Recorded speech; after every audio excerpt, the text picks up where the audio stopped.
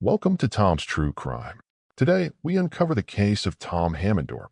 Just before 5:30 p.m. on April 22, 2008, the Blount County 911 Dispatch Center gets a frantic call from a woman worried about her stepfather.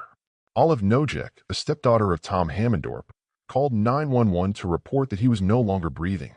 Blount County, Tennessee embodies small-town, southern charm. And the folks who live there wouldn't have it any other way. It's a rural area with a close-knit community. It has the feel of Mayberry or Macomb County from To Kill a Mockingbird. It was always a comforting place, and residents never considered crime at all. It was something that happened somewhere else, something that happened on TV. Olive Gnojek said she just got there, but he was slumped over in the chair. And she said, "I'm afraid it's a heart attack." Olive explained she's a nurse, and she tried to revive her 65-year-old stepfather before calling 911. She said she put her arms under his arms and pulled him out of the chair and laid him on the floor and then started CPR. Paramedics rushed to the scene and began to tend to Tom, but not for long. When the medical people arrived, he had been obviously dead for several minutes. There will be no saving Tom. Tom Hammendorp was born in 1942 and grew up on a farm in Blount County. His mother and his dad had over 30 acres there that they worked, had cattle. Tom dutifully put in his time on the family farm, but wanted to do more than wrangle livestock. So he got a job at a saddle shop in Chattanooga. He was making saddles.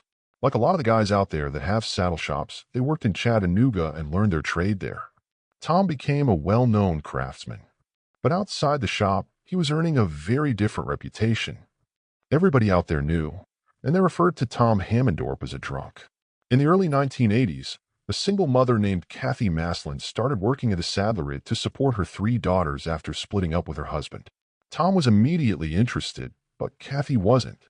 He wanted to start seeing Cathy, but back at that time, he drank a lot and she wouldn't have anything to do with him. She told him that she wouldn't date him or even see him until he quit drinking completely. Tom took the rejection as a wake-up call about booze. Tom stopped drinking. He never had any issues with that again.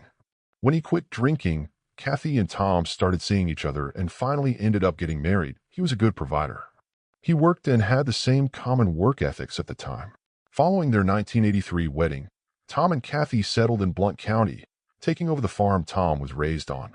Cathy's 3 daughters lived with them, Cindy, Angela, and the youngest, Olive. Olive, being the baby, got a little bit more attention than the older girls. They called her the favorite. Tom filled an important role in Olive's life. It's the only father she ever had.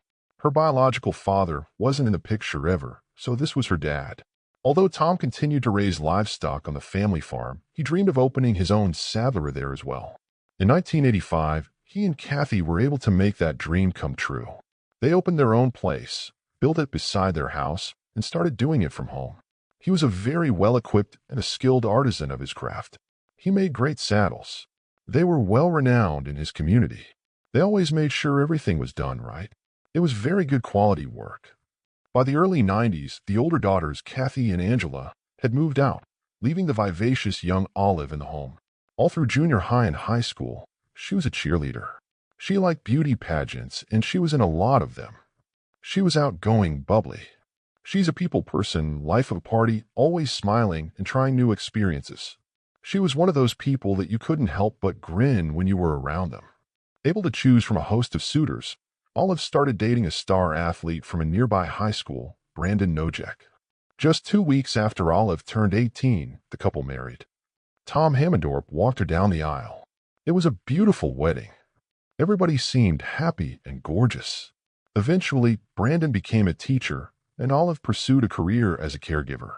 She was a traveling nurse, and he would find jobs wherever they traveled to. They wanted to travel before they had kids, so they had went to Huntsville and lived.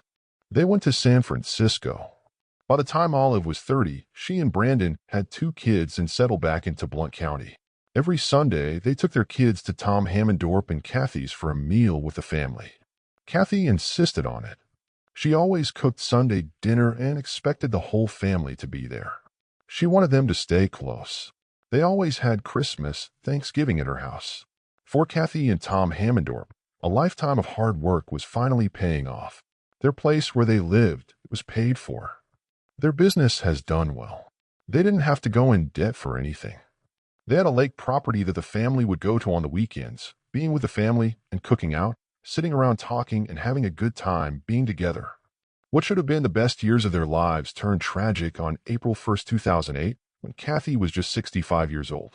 She had emphysema and COPD, chronic obstructive pulmonary disease. COPD is a condition caused by damage to the airways or other parts of the lung that blocks airflow and makes it hard to breathe. She was on oxygen.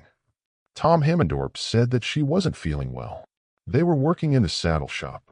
She was going to go in the house for a little while. He said she sat down on the porch. She had a spell, got to where she couldn't breathe, and she fell. And when she fell, she hit her head on a concrete step. And she died just a short time after that. It was trauma to the head brought on by respiratory difficulty. Cathy's daughters were distraught, but it was Tom Hammendorp who took her sudden passing the hardest. Folks in that community, family, church members, they all said that he was very depressed, very saddened.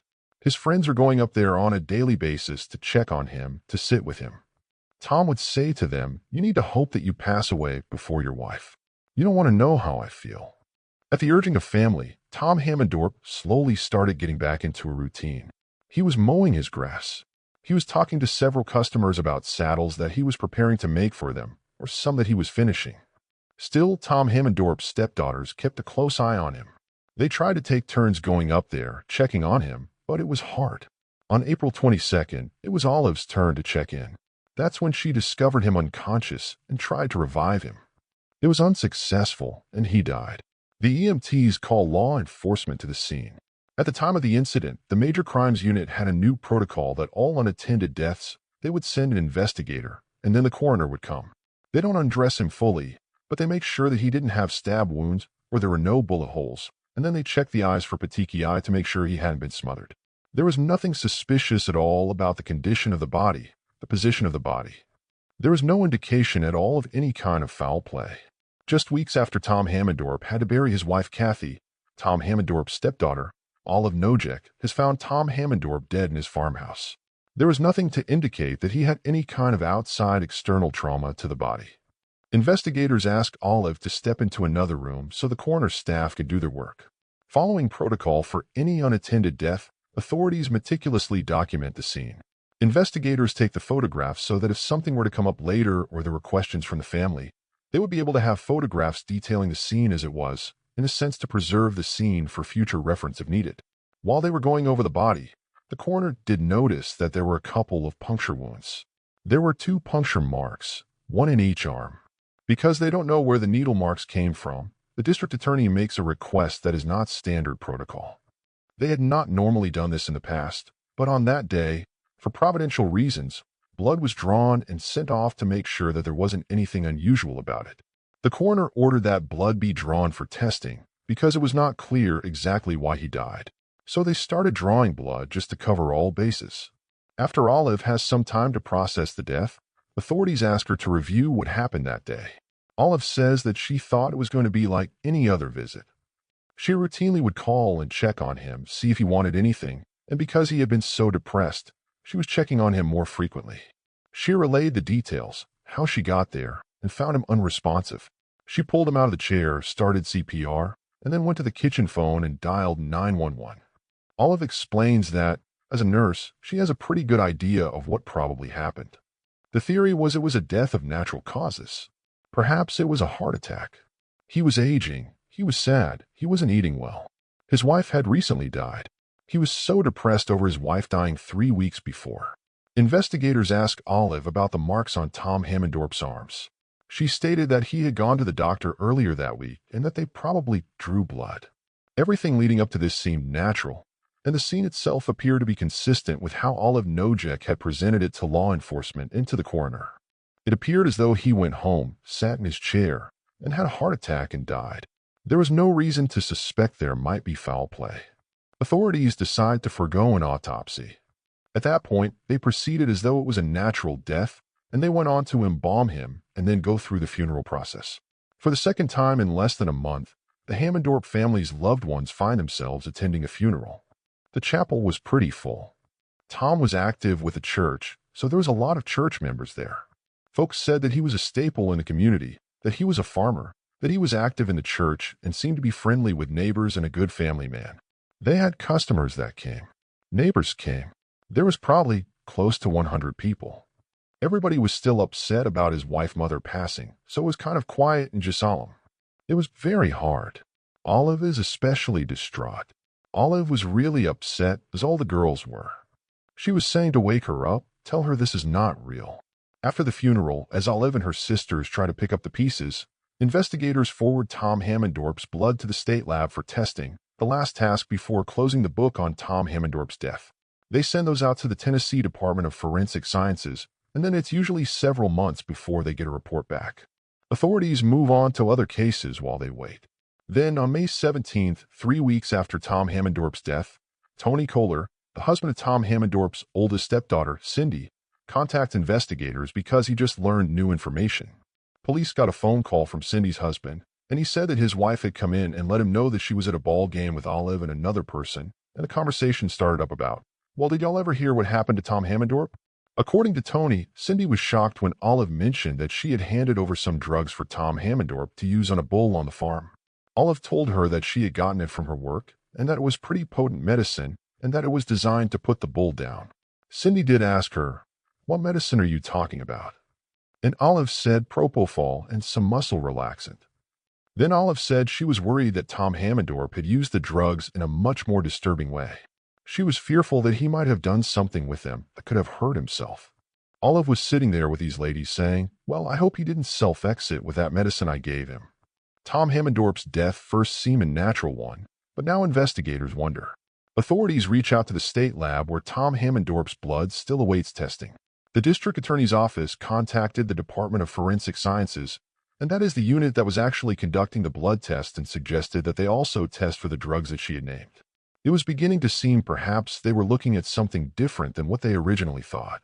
The passing of 65-year-old saddlemaker Tom Hammendorp first appeared to be a natural death. But after Tom Hammendorp's stepdaughter, Olive Gnojek, mentions Tom Hammendorp had access to powerful drugs, Blount County investigators are taking a second look. Olive's story was she believed that her stepfather had self-exited by an overdose. She began to offer an alternative theory. Olive got him these drugs for him to catch a bull, but he's grieving his wife and he has self-exited. Olive told her sister she had handed Tom Hammendorp 2 drugs to use on the bull, propofol and a muscle relaxant. At that point, police notified the lab and said that they would like it to be tested for these substances, the blood, but they were unable to do so at that time at the state lab, so they sent it out to a Pennsylvania lab. The results will take weeks. Until then, investigators review the only other evidence, photographs of the scene and Tom Hammendorp's body. Originally, Olive suggested the needle marks on Tom Hammendorp's arms were likely from a blood draw. But after a medic with 28 years' experience looked at the photographs, it was obvious that they were not blood draws. They were intravenous injections. The injection marks on both arms were very precise into the veins, so they knew whoever injected him did a very good job of it. Authorities follow up on the possibility that the marks came from a doctor visit. If he had been to the doctor, he could have been given something, but once they checked all the medical records, his doctors, Tom hadn't been to the doctor in quite some time. Turns out he hates doctors and had not been to one in years. Investigators received surprising news from the crime lab. The toxicology report showed excessively high levels of both propofol and a muscle relaxant. The reports from Pennsylvania gave them exactly what the drug levels were. However, the report does not reveal how the drugs entered his system. They needed tissues and samples from his body that confirmed the presence of those drugs other than the blood. They were going to have to get the body exhumed. They had to get a court order first, so they petitioned the court to exhume the body. On May 13, 2009, a full year after Tom Hammendorp was buried, the Department of Forensic Sciences brought a van down. One of the folks at the funeral home was willing to use the backhoe to remove the dirt to expose the tomb. They removed the lid from the tomb, exposed the coffin, and then they transported the body to Huntsville to the forensics lab for the pathologist to do her work. At the Blount County Sheriff's Office, investigator Damian Krautz skips the exhumation to conduct an interview with Olive Gnojek. Investigators set everything up, got Olive to come in. They were interviewing her while Tom Hammendorp's body was being exhumed. Olive tells authorities the same story she shared with her sister, Cindy. Tom had been having trouble with this one particular bull. He was trying to load the bull up, perhaps to take it to the cattle sale, and he had asked her if she had anything that would help him, and she volunteered that she had these paralytics that would probably subdue the bull to enable him to go into the trailer to take to the sale. As an education nurse, she has a box of expired medications that she uses when she is in training for the nurses. She was involved in training other ER and acute care nurses in how to administer substances like propofol and muscle relaxants. Olive also says that Tom Hammendorp wasn't the same after her mom died. He said that they were going to live without her and that he knew his confidence in him. Olive tells investigators she fears she unintentionally helped Tom Hammendorp self-exit. It seems Olive is holding a lot of guilt over what Tom Hammendorp might have done. Investigators told Olive that they need to get this worked out and they need to bring it to a successful conclusion. Investigators said, if Tom used the drugs himself, why didn't authorities find evidence of them near the body?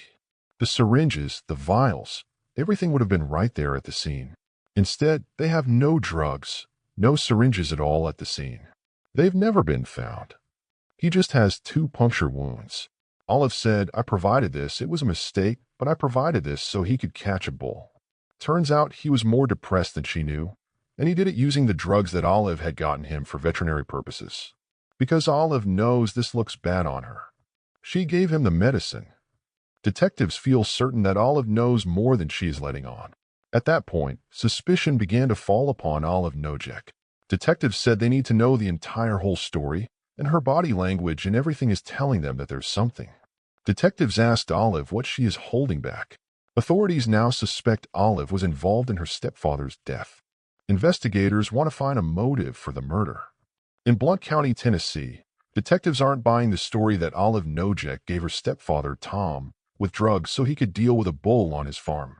Olive said she signed out the medicine, took it to Tom, and then worried that maybe he used it himself. But by pulling up the photographs, you could tell that the marks were precise injections. They are not something that somebody could do themselves. And where are the drugs? Where are the syringes? It's the absence of evidence of that crime scene that is so suggestive that it's a homicide. Then the pathologist submits her autopsy report on Tom's recently exhumed body. She was able to eliminate other items. Natural causes, heart attack, was eliminated. There was a significant amount of drugs in the body. It was at different levels and different tissues, and there were very good, precise injection points to the veins. Investigators were certain that the cause of death was the injection of the propofol and the muscle relaxant. The exact cause was acute propofol intoxication. For detectives, the report affirms that Tom Hammendorp was murdered. If you gave yourself one of drug in one arm, you would have been unconscious in seconds. There's no way he would have been conscious to then put a tourniquet around the other arm and give himself the second injection. Either one of those injections would have stopped him from being able to perform the second. That couldn't have been self-administered. Somebody had to do that. Tom Hammendorp was literally put to sleep. He was euthanized. The death was ruled a homicide by the medical examiner. The report also disputes one of Olive's claims from the 911 call. She said she had done CPR, which was dispelled by the doctors and the pathologist, and there was no bruising or any indication of that. The body had some bruising on it that indicated that he had been grabbed forcefully around both wrists and held. His wrists both bruised significantly. Olive Gnojek was the prime suspect. She's a nurse. She could deliver a shot in both arms perfectly and hit the vein without hesitation.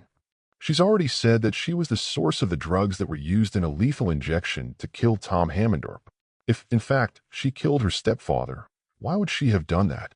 Police had to begin to develop a potential motive. They had to get the rest of the pieces of the puzzle together. Detectives place Olive's life under a microscope and subpoena her financial records. It doesn't take long to discover that she and her husband were struggling. They were living well beyond their means. They had serious financial difficulties. She was a shopaholic. She would go get a $1,000 credit card and max it out in 2 or 3 days and then go sell everything she bought at yard sales for cash and did that consistently over and over again. She filed a bankruptcy in 2002 and enlisted an indebtedness of more than $150,000, and by 2007, when they filed again, the indebtedness was $500,000 plus. When detectives subpoenaed Tom's financial records, they learned that Olive tried to solve her money problems with Tom and Cathy's cash. They had put her in charge of the business. She was the financial manager. She had access to those accounts and was placed in a position where she could siphon money off. Olive was on the books as one of the signatories for the salary account, and when she started running into debt again, she did something called a chargeback. So whenever her personal account ran dry and a check came in that was bad, it would charge back to the salary business account. So she was never going to have a bad check under that scenario. It would just drain out of her family's business. As the investigation developed, they learned that she had gotten credit cards in her mother's name that her mother was unaware of, and because she was a financial manager, she was able to keep those hidden. But not forever. They had started getting phone calls from credit card companies and people wanting to know when they were going to make payments. They'd had enough. Tom and Cathy were going to write Olive out of everything they had, and they went to the bank to take her off of everything. That very day, Cathy passed away. It's really weird that the day they go change the bank account, she falls over dead at home. Detectives learned that after Cathy's death, Tom moved forward with trying to cut Olive off. He was taking steps to remove her from her positions of trust. He was shutting down her capability to move and transfer funds to her own benefit. Tom Hammendorp's estate was valued at the time of his death as around $600,000. With a motive taking shape, investigators are now ready to issue an arrest warrant. Olive had got word that they were going to come arrest her, and she didn't want them to do that in front of her kids. They let her turn herself in. Her lawyer brought her down and turned her in. She was going to be charged with having murdered Tom Hammendorp for pecuniary gain, that is financial gain or reward of some kind, which under Tennessee law made it a death penalty eligible case. As news of Olive's arrest spreads through Blount County, many of her friends and family are outraged. Her community was absolutely shocked. It was unbelievable to them that she would do anything like that. Olive had very strong support within the community. They believe in her innocence. They raised money to support her, did interviews on news channels, and she had a lot of response out of it. The support was vocal and aggressive. Olive refuses to make another statement to police, but speaks to her supporters through social media updates. She would get them to her husband, and then he would upload the information to the Facebook page. There was not a time that she faltered in her innocence. Olive becomes a local celebrity, and she milks it. Olive is a very charming woman. She had pictures of herself made, and she autographed them and gave them to different members of the staff at the Blount County Jail. She said that when they made the movie about her that she hoped they would get Angelina Jolie to play her. She had no prior criminal history that police were able to find. She was able to portray herself in the community as a great mom and a great daughter. She was active in her church. She was involved in the youth program in her church. It was clear that there were people who trusted her, who loved her, who wanted to support her, were seeking the truth that would ultimately exonerate her. In Blount County, Tennessee, Olive Gnojek stands accused of fatally drugging her stepfather, Tom Hammendorp. Many in the community refuse to believe it's true. It was hard to convince some people that a young mother of small children who had a bubbly, outgoing personality could do something so evil. They could not understand why this woman, who was in church every time it was open, was very involved in her community with her kids. More shock emerges when prosecutors get a hold of letters Olive has written from the Blount County Jail. They intercepted those and found out she was having a love affair with another murder suspect in jail who had yet to go on trial himself. She was sending very graphic, explicit letters. For Olive's attorneys, the letters pose a risk to her defense. There were some theories under which some of them would have been admissible in the trial against her, and her lawyers didn't want that at all. On February 8, 2012, as Olive's trial begins, the Blount County Courthouse is packed. She had a large presence the day that the trial was to start, and they went all the way through, picking a jury, seated the jury, and the gallery in that courtroom was nearly full of people who had come to give her support. You could cut the tension with a knife. It was suffocating. With the jury seated, instead of opening statements, the prosecution and defense teams suddenly disappear into the judge's chambers. Everybody goes into the back room. Everyone is left waiting. Then defense team come out. Prosecutors emerge next. All eyes are on Olive. She had supporters there, and she had been maintaining her innocence all along. She turned to the audience and said, "I'm sorry," she mouthed. "I'm sorry," then turned around and said she killed her stepfather. When she got up there and stood in front of the judge and pled guilty, her supporters were astonished. It was a very intense moment. There was crying, some gasping. People could not believe that had just happened. Olive lost a lot of friends that day. By pleading guilty, Olive avoids a potential life sentence. Olive could have gotten life without parole. Defense said, given what they were facing when they got a 20-year offer, they were ecstatic. Olive took a little longer to convince. As part of the plea deal, Olive Gnojek admits that on April 22, 2008, she entered her stepfather's home armed with drugs that, as a nurse, she knew would kill him. She injected him with one, then the other, and waited for him to die. Prosecutors believe the motive was twofold. Olive thought she would inherit some of her parents' money, and she didn't want Tom Hammendorp to expose her embezzlement.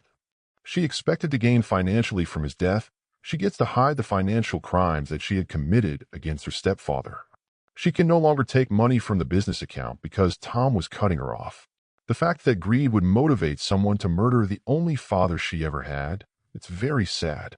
Her turning around and saying, "I did this to her supporters," was the only way that peace could have been restored to that community. They get to see who she really is. She had fooled them all. On February 8, 2012, in front of a stunned courtroom, the judge hands down Olive Gnojek's sentence.